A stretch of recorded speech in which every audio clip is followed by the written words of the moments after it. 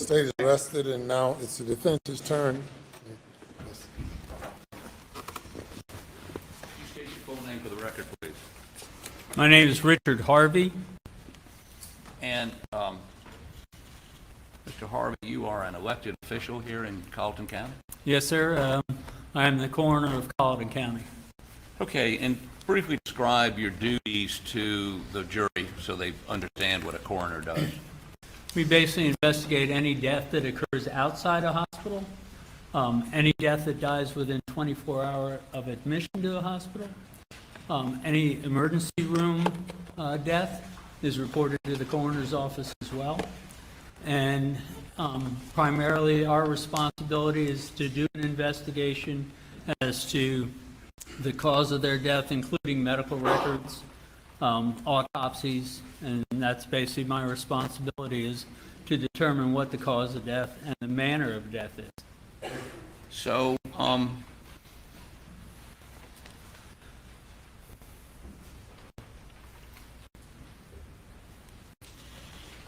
you don't have a medical degree, though?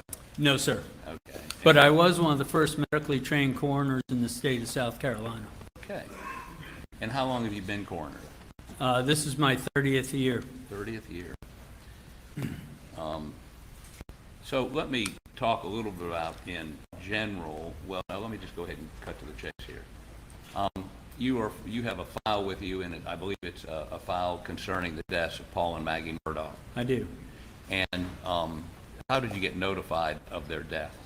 I was actually notified by one of my deputies who was on call that evening. And any time there's a homicide along that lines, in most cases, I attend those.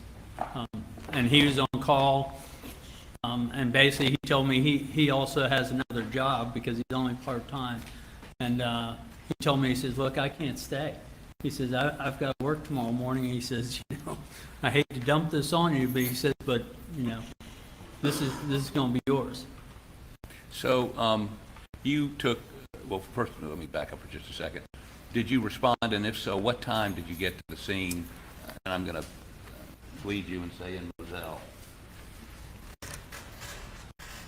I was notified at 23:04, which is 11:04 in the evening. Okay. And I arrived on the scene.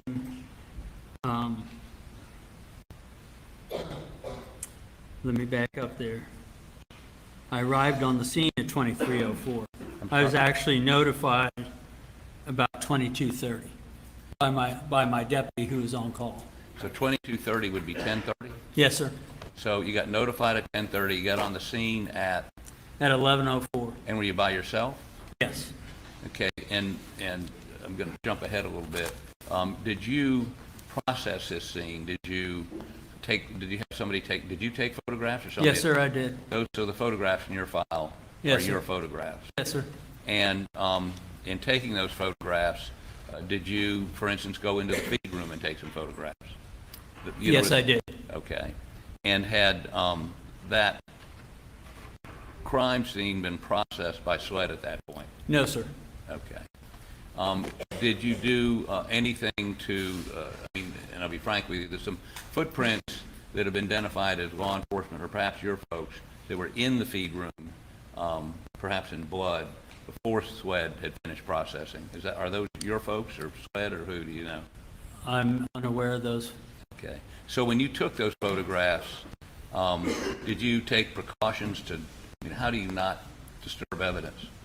We've always kind of followed a pattern that we follow the same path in and the same path out. Therefore, we don't cross over into any possible assailants. Okay. And again, you're preserving evidence. It's a homicide, so this is your case, right? And you do that pursuant to state law.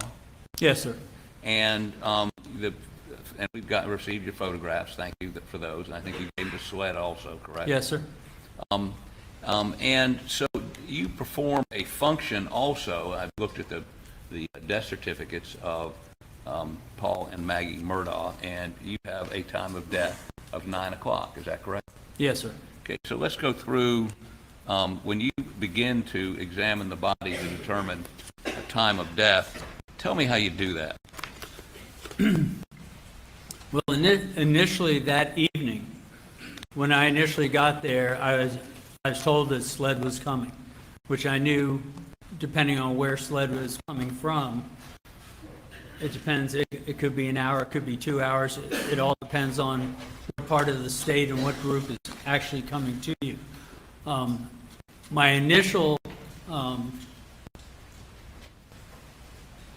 processing was that I went and checked both bodies.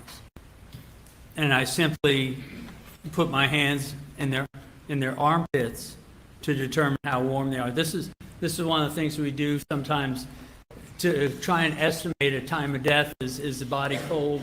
Is the body warm? And one of the other things we check for is what they call rigor. And rigor is basically when a person dies, the body goes through this process, and as it goes through this process, your joints start to stiffen up. And when I initially got there, that was all I did initially because I knew sled was coming. So with rigor or rigor, I'm not sure how you pronounce it. I call it rigor. I call it rigor, but so if you allow me to say rigor, because That's fine. I've never said rigor. Was there rigor or rigor? There was not. Okay, so these folks had been dead less than a couple hours? 1 to 3 hours typically is what they say that rigor should start developing. Okay, and in terms of trying to estimate or get it a little bit closer than 1 to 3 hours, you took your hand, show me what you did, and you did it both to Paul and Maggie? Yes. Would you, let me see how we can get this, see it. Could you step down here, please? Sure.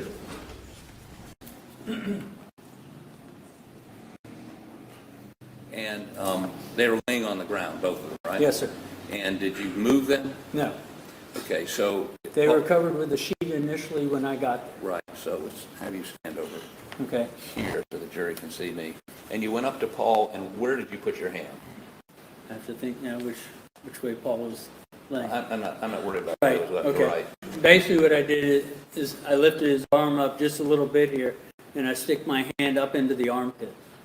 And that's one of the central areas of your body without using the only other choice is a rectal thermometer. And in most cases, when you have that many people around, I'm not going to pull somebody's pants down to utilize the rectal thermometer. So I stick my hands in their armpit, and like I say, I can get an idea, how warm they are. Okay, and you did the same thing to Maggie? I did the same thing. Okay.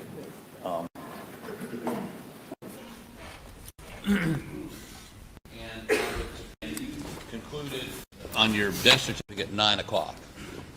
It's strictly an estimation. That's a guess. It's a guess. Okay, could have been 8:30, Could have been 8:30. could have been 10 o'clock. There were no witnesses there to tell me exactly what time this happened. Do you carry a rectal thermometer to do specific measurements? Well, usually what I'll do is I'll get it from fire rescue, the ambulance, Uh-huh, and I'll borrow theirs. And yes, I do rectal temps. but you didn't do it on that. But we didn't do it that night, no. And that's the reason the death certificate says 9 o'clock. Right. That was an estimation from what I found as far as the warmth of the body. Thank you, court's intelligence.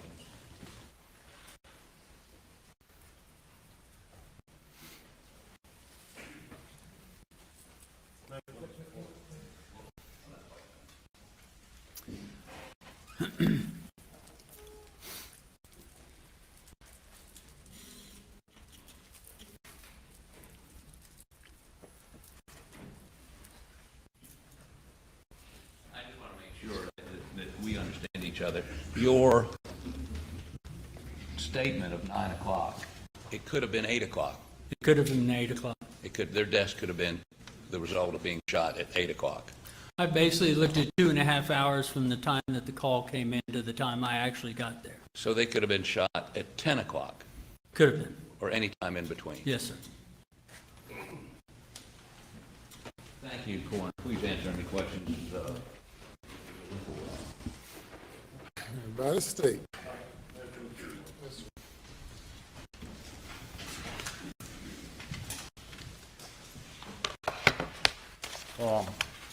Mr. Harvey, you did not use rectal or any sort of thermometer on that night? No, sir.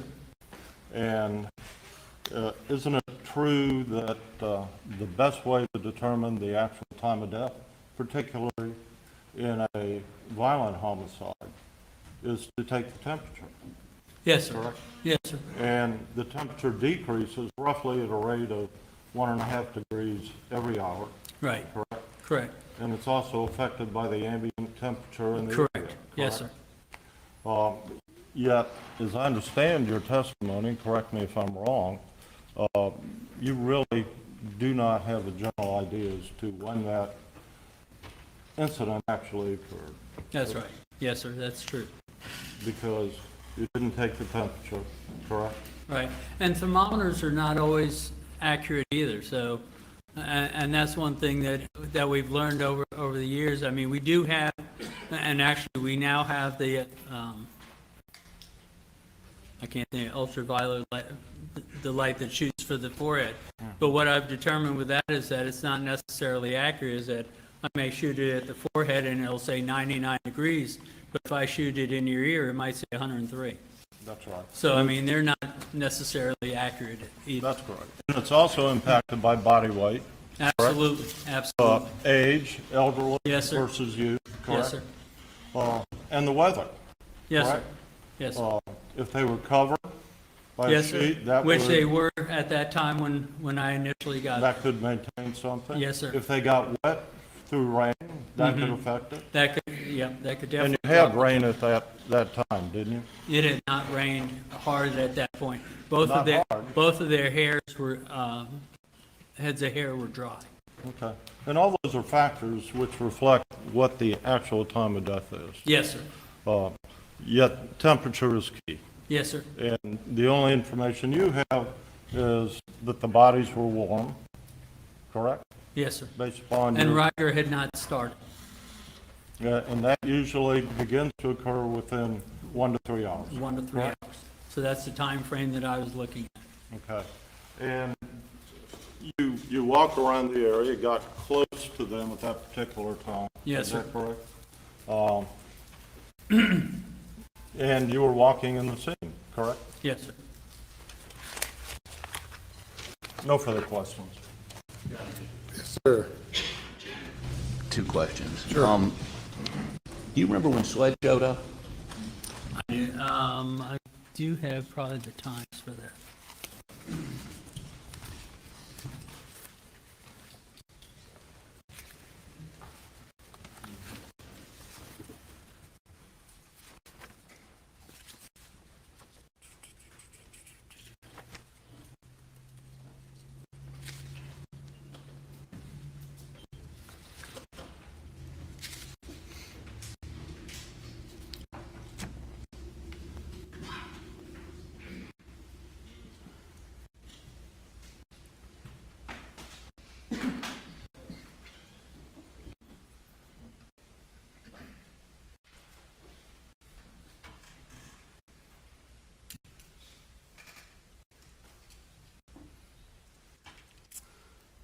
I did not see Sled on here, though.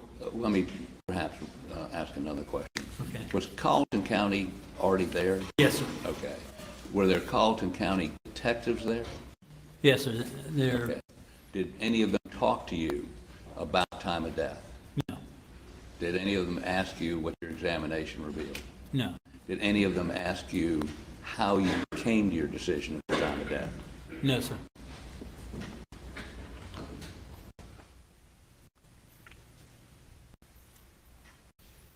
Thank you. Further? Nothing further. Thank you, sir. You may step down.